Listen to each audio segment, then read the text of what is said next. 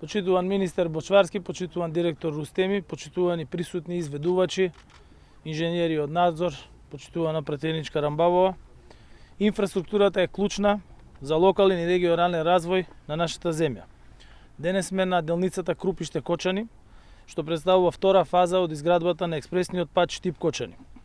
Оваа делница е во должина од 13,75 км и согласно динамиката на работа, истата треба да биде наскоро готова и ставена во функција. Градежните работи се одвиваат со задоволителна динамика и во овој период од годината и до овој момент имаме 96% реализација.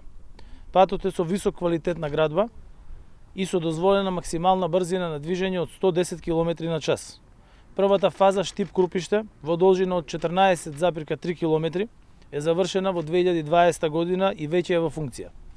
Со изградбата на експресниот пат се овозможува брзо и современо поврзување на Штип и Кочани, со што ќе се забрза и олесни патувањето за граѓаните од овој крај, ќе се намалат километрите пат и времетрењето на патувањето, но најважно од се ќе се зголеми безбедноста на сообраќајот.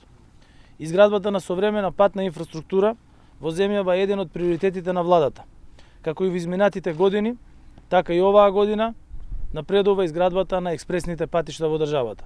И во време на пандемија и сега во услови на најголемата светска економска и енергетска криза, интензивно се работеше на изградбата и реконструкцијата на главните патни делници во земјата. Темпото и динамиката продолжуваат и понатаму. Во источниот дел на државата резултатите од работата се особено видливи. Речи се и да нема патна врска која не е рехабилитирана во овој регион.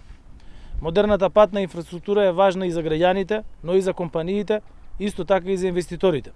Новите инвестиции значат и нови, подобро платени работни места, а за тоа да се случи квалитетните патишта се еден од предусловите. Затоа изградбата на патиштата е стратешки приоритет на кој остануваме целосно посветени.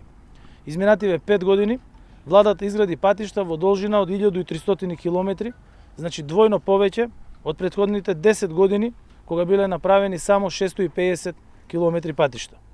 Вложуваме во трајни добра, вложуваме во инфраструктура, бидејќи тоа е придобивка за граѓаните.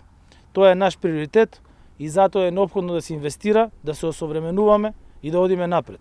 Северна Македонија се гради и се поврзува.